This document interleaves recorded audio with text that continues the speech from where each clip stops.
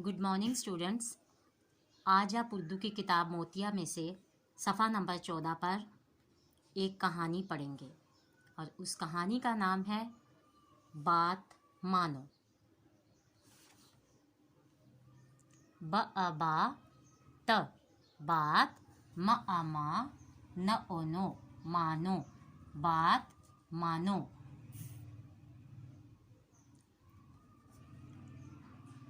कहानी में आप देख रहे हैं एक मुर्गी है और उसके 4 बच्चे हैं और वो अपने बच्चों को कोई बात कह रही है कि आप मेरी बात सुनो। उसने अपने पहले बच्चे से कहा, चूचू पास ही रहो। फिर उसने अपने दूसरे बच्चे से कहा, जिसका नाम मानी है, मानी पास ही रहो। फिर उसने अपने तीसरे बच्चे से कहा, जिसका नाम है मोती, मोती पास ही रहो। आखिर में उसने अपने चौथे बच्चे से कहा है, नोमी पास ही रहो। वो अपने बच्चों को अपने पास रहने का कह रही है। दूसरी तस्वीर में हम देख रहे हैं कि बच्चों ने अपनी माँ को जवाब दिया है, जी अम्मी, जी अम्मी, जी अम्मी, जी अम्मी। मानी बात मानो। यहाँ पे आपने देखा कि 3 बच्चों ने जी अम्मी कहा, यानी उन्होंने अपनी माँ की बात मान ली। और जो चौथा बच्चा था, जिसका नाम मानी था, उसने अपनी मामा की बात नहीं मानी।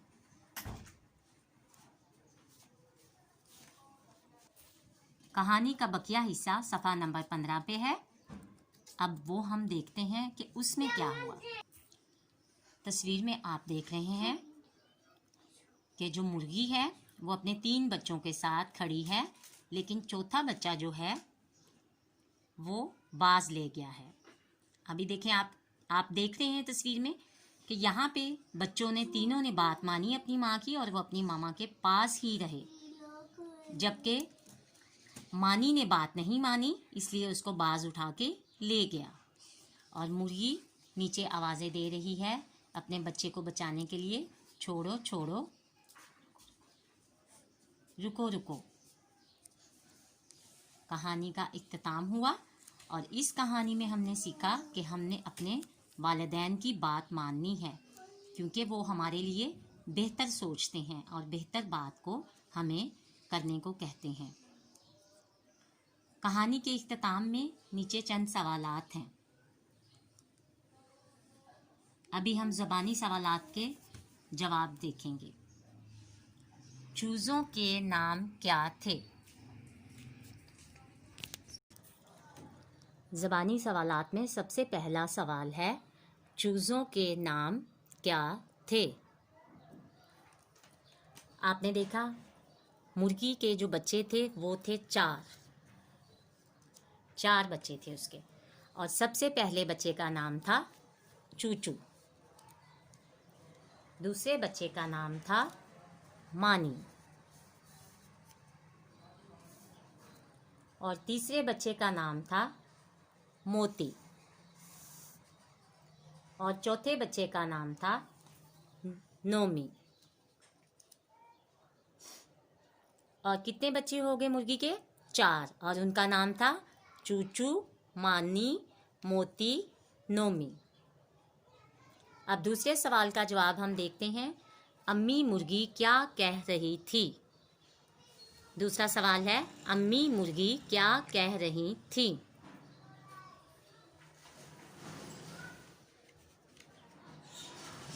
अम्मी मुर्गी अपने बच्चों को कह रही थी, मेरे पास ही रहो।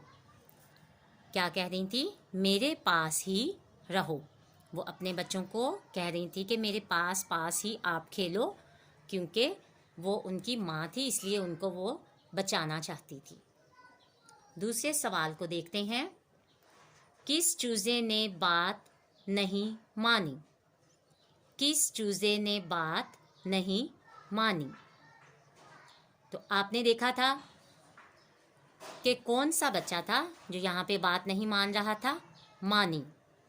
मानी जो है खेलता कूदता थोड़ा सा अपनी मामा से दूर चला जाता है, जबकि बाकी तीनों बच्चे जो थे वो अपनी माँ के पास ही रहते हैं और वहीं पे खेल रहे थे और उन्होंने अपनी मामा की बात भी मानी थी। मानी ने अपनी माँ की बात नहीं मानी थी। चौथे सवाल को देखते हैं। बात ना मानने का क्या नुकसान हुआ। मानी ने बात नहीं मानी थी। अब आगे हम देखते हैं कि उसको क्या नुकसान हुआ जो उसने अपनी मामा की बात नहीं मानी थी।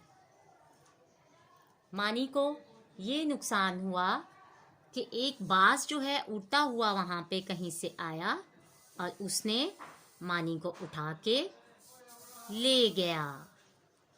मानी को उसने मार दिया और वो अपने साथ उसको उठा के ले गया और बेचारी माँ अपने बच्चे के लिए आवाज़ें देती रही, छोड़ो छोड़ो, लेकिन बाज उड़ा के उसके बच्चे को, मानी को ले गया। 5वां सवाल है, आप बड़ों की बात मानते हैं।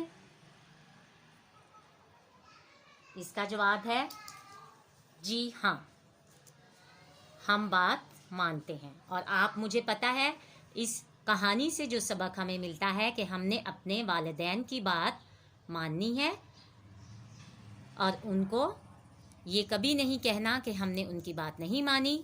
उनको बोलना है जी अम्मी या फिर बोलना है जी अब्बू। हमें अपने बड़ों की बात भी माननी चाहिए, अपने टीचर्स की बात भी माननी चाहिए और अपने वालिदैन की बात भी माननी चाहिए।